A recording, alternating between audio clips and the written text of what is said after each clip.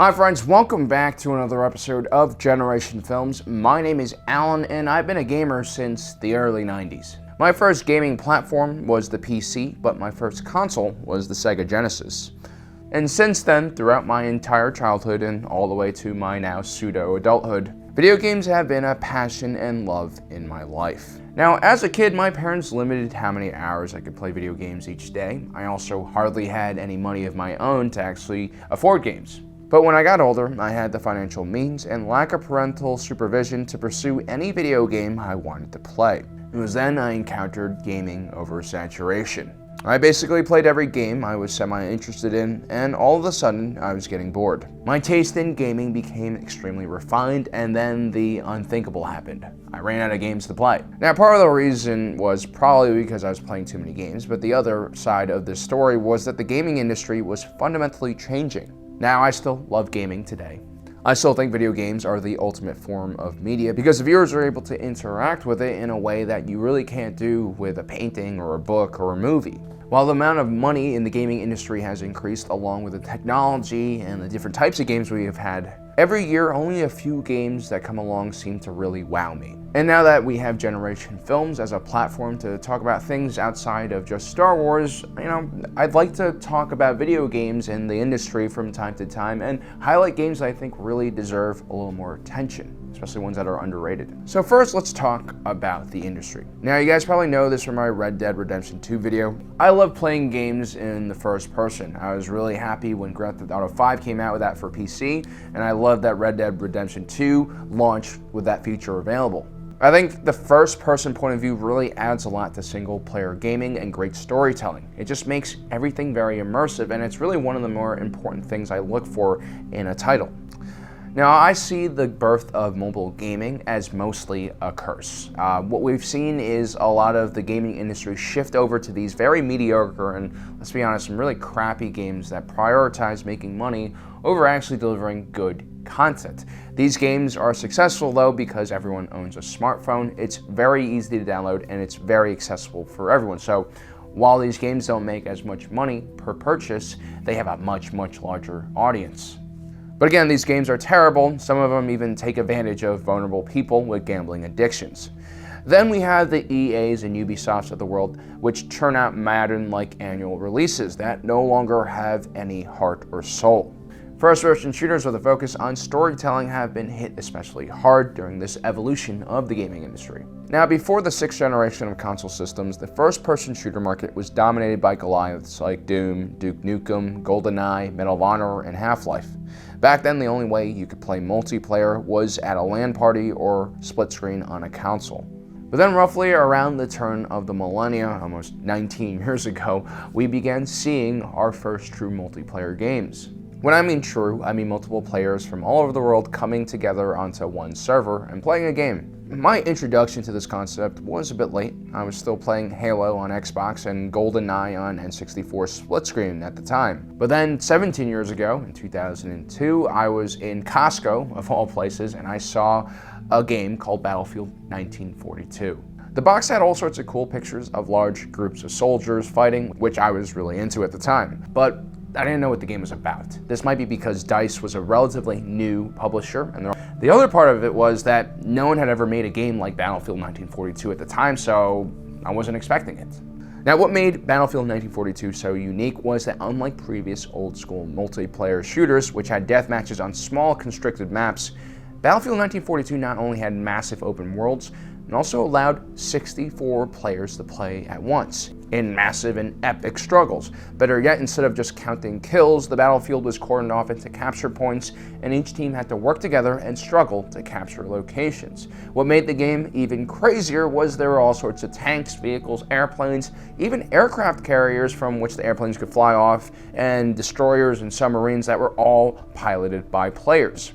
And perhaps more importantly, BF 1942 didn't ship with a single-player campaign. This game was ahead of its time because in 2002, only 9% of American households had broadband, which is what was necessary to play such a game. So if you bought this game and you didn't have broadband, you basically had to play with a bunch of bots, which made the game kind of terrible. So what happened? Well, Battlefield 1942 was the 18th best-selling game that year and would go on to win several awards. Now, I think this game would have probably done better if more people had broadband in America. I think also if they released it on not only PC but on the consoles, you would have a wider audience. But this game had a purpose. It was starting a trend, and this would just be the beginning. Then next year, the original Call of Duty came out, which spelled the beginning of the end for the Medal of Honor series, another World War II series that was focused just on the single-player experience. What Call of Duty did different compared to Medal of Honor is it was a little more realistic in how the stories were portrayed. The single-player campaign was excellent, and more importantly, it also had a very engaging multiplayer. I mean, for the consumer, it was basically two different games. You had an excellent single player, and then you had a multiplayer. People loved the value you were getting from this one game. While the campaign only took a few hours to complete, the multiplayer could have you playing for dozens, if not hundreds of hours. Eventually, the 6th generation of gaming consoles did arrive, along with internet capability. You had Xbox Live and PlayStation Network in PS2 and Xbox, and then also in 2007, only 5 years later, the amount of households with broadband internet connection went from 9% to 51%, which is a huge, huge jump. All of a sudden, you had a market for these kind of games. Then in another 5 years, in 2012, the first-person shooter Arma 2 was modded into an open-world zombie survival game called DayZ. This was an incredibly interesting style of game. It dropped you into a world with basically nothing. You had to survive and scramble for resources while other people were in the same map as you doing the same thing, and you basically had to kill each other. Occasionally you would team up, but that's not what usually happened. Now, this was a flawed system. There were way too many griefers, and it took a lot of time investment to actually get engaged in a game like this. And for 5 years, this formula was balanced and cloned several times until finally a version of this formula emerged for more of the mainstream. This was known as Battle Royale, and it came in the form of games like Plunkbat and later on Fortnite's Battle Royale edition. Prior to this, there was a specific audience that gaming reached, and that was it. And for the first time, now you're reaching mainstream, like really, really mainstream, not just within the video game crowd, but just everyday people were finally playing these games. At the end of last year, Fortnite had 200 million registered users, or 2/3 of the population in the United States, doubling the amount of copies sold by Rockstar for Grand Theft Auto 5. Now, there's no denying that Plunkbat and Fortnite are excellent games, but they're quite different from the single-player story-driven games that I grew up playing. These new games are more social and they're more competitive, but they distinctly lack a crafted narrative experience. Now, both of these type of games represent a viable platform for future game development, but there's clearly an emphasis on one side when it comes to financial incentives. Clearly, games like Fortnite will make a lot more money than a game that has an 8-hour single-player campaign. So it just makes more sense to keep people playing longer so that they can purchase add-ons and other things. And I think that's a terrible thing. You see, the single-player narrative is, in my opinion, a true work of art. Now, in the world we live today, online games like Fortnite are no longer on the edge of mainstream. These are the mainstream games, and the first casualty to this are single-player experiences with focused narratives. While most medium-sized Western developers have been swallowed up by big soulless gaming mega-conglomerates, there has been an interesting glimmer of hope coming from Central and Eastern Europe. There's Poland's CD Projekt, responsible for the critically acclaimed Witcher series, and now I await their new open-world first-person single-player shooter RPG, Cyberpunk 2077. Perhaps my most anticipated game of, cross your fingers, this year. Then there's Ukrainian developer 4A Games, responsible for the Metro series. Yes, I finally gotten here, and I'm sorry, I got a little bit distracted with some gaming history. The Metro series actually comes from an incredibly popular Russian novel called Metro 2033. It chronicles the adventures of thousands of Russians in Moscow who have survived the worldwide nuclear war by hiding in the subway system in that city. It's an utterly depressing tale in true Russian literary form, and it translates into one of the most atmospheric and underrated gaming franchises to date. So far, there have been 2 installations into this series, and they're both very tightly focused, linear first-person shooters. But just a few weeks ago, Metro Exodus, the 3rd installment, was released and features semi-open world playgrounds, but still features the same type of atmosphere and narrative that has defined the franchise. It's a natural evolution of the game, and it's done with care, and it also doesn't alienate itself from the spirit of the original Metro books. Now, first, let's look at open worlds, mainly focusing on the ones created by large companies like Ubisoft, for instance. Whether it's the Watch Dogs series or Assassin's Creed series or Far Cry or the Tom Clancy open world games, these worlds, while massive and incredibly beautiful, end up just being sandboxes full of checkpoints and points of interest, and it does heavily sacrifice the narrative in the process. Now, I played all the Far Cry games, including Far Cry 5 with American Abandoned Co-op. I've also played the 2 latest Assassin's Creeds and also Wildlands. And while they aren't terrible games, they all fall into this Ubisoft trap, which kind of makes you lose interest after the first 10 hours. And a lot of this is because there's no narrative for the player to really get invested in. That's why these games function so well in the co-op setting. And although Ubisoft has gotten better over the years, the worlds that they create, despite having so many things in them, still feel kind of empty and doesn't really award exploration. The only company that really does open world in the right way is basically Rockstar, and to a certain degree Bethesda. GTA 5 and Red Dead Redemption 2 are unrivaled in their detail and ability to create beautiful, fully realized and living worlds. But Rockstar also spends half a decade and countless overtime hours to make these games. The investment in time and resources is ridiculous, and very few developers can actually have that much time and resources to make a game like this. That's where Metro Last Exodus comes in. Instead of focusing on scope, they actually dial things back enough so that it's realistic for a smaller company like 4A to actually develop. The results are smaller maps that are completely handcrafted with no copy-paste objects, and therefore they remain quite unpredictable and exciting to explore. And in Metro Exodus, especially if you're playing in the hardcore setting, which is what I highly recommend by the way, the game's difficulty, lack of resources, and just overall vulnerability of the character makes movement quite difficult in the first place, so the worlds feel a lot larger than they actually appear. And without a mini-map or any markers on the screen, you resort to looking at a real in-world map or using landscape to navigate, like you would in real life.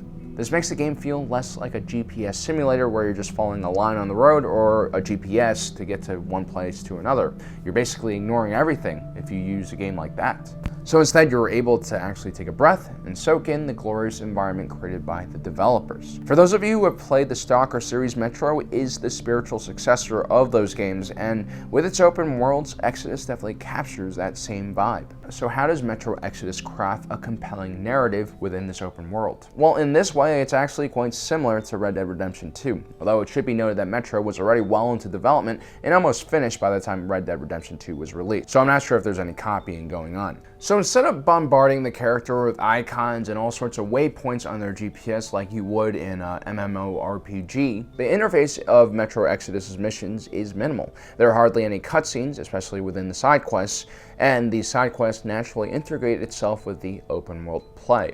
It's all seamless. While you're at your base, characters randomly approach you and ask you for things, and not the other way around like in MMORPGs. And because of the relatively small size of the map, you're usually stumbling over these side quests anyway. They're carefully positioned in areas that you would basically go on if you're going towards your main quest anyway.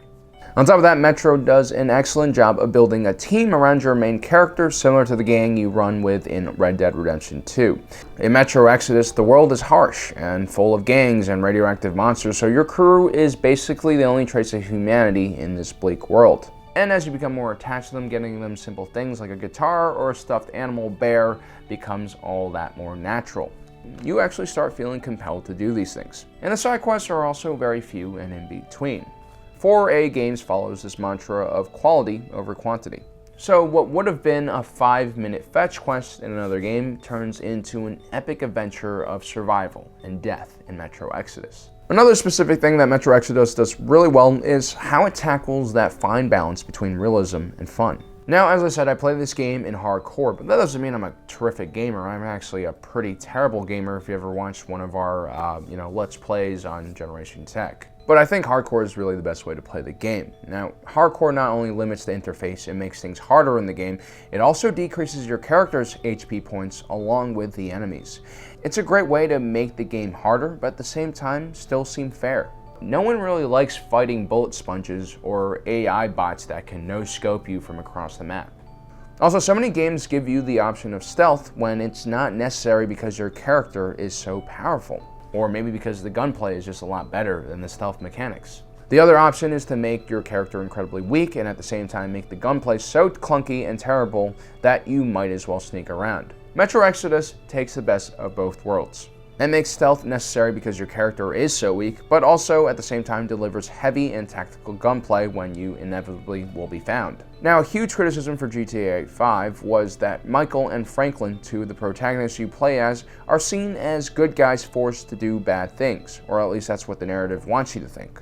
But in reality, Franklin and Michael, through the characters' actions and many of the player missions, rack up a body count far too high for just good guys forced to do bad things. That's why Trevor's character, a methed up psychopath, seems to make more sense and is more realistic. Now, the main character of the Metro series, Artyom, is also a good guy, and he lives in a world that is arguably a lot tougher than Los Santos. But nonetheless, even though he is fighting cultists and bandits, they still are human and are able to be reasoned with. Sometimes after shooting enough of an enemy gang, the rest of the gang will simply just give up and surrender to you, at which point you can either ignore them, execute them, or knock them out. This actually gives you a choice, and it's a great addition to the game because it allows Artyom to actually be a good person. Metro Exodus is a slow-paced first-person shooter, single-player narrative-heavy game. It goes against most of the major trends in the industry, and 4A is okay with that, because I have a feeling they aren't competing against other franchises, but simply just trying to make an engrossing experience for the fans. Metro Exodus has limited replayability, no multiplayer support, and probably won't have any paid content in the near future. And I'm perfectly happy because of that, and I'm perfectly happy to give this game more attention, and these publishers more attention, because I think they're working on a great thing. Unless EA is somehow able to miraculously turn itself around, it's going to be companies like 4A that drive the future of single-player experiences. Well, that is until Cyberpunk 2077 comes out. So guys, I hope you enjoyed today's episode. I know it's a little different from our usual content. Me and Ben are still talking about actually starting a game channel or not. I kind of don't want to because I love games so much, and I'd rather not make that my job, if that makes any kind of sense. Also, I think Let's Plays are kind of boring and oversaturated. But let me know in the comment section below what you think. Let me know if you guys have played the Metro series or if you're interested. I hope I've definitely convinced you. 4A has not reached out to us in any way. This is just me going out there and being like, hey, this is an awesome game. You should check it out. It needs more attention. Anyway, guys, thanks for joining us today. If you're watching this, my name is Alan, and life is a movie, and you are the protagonist.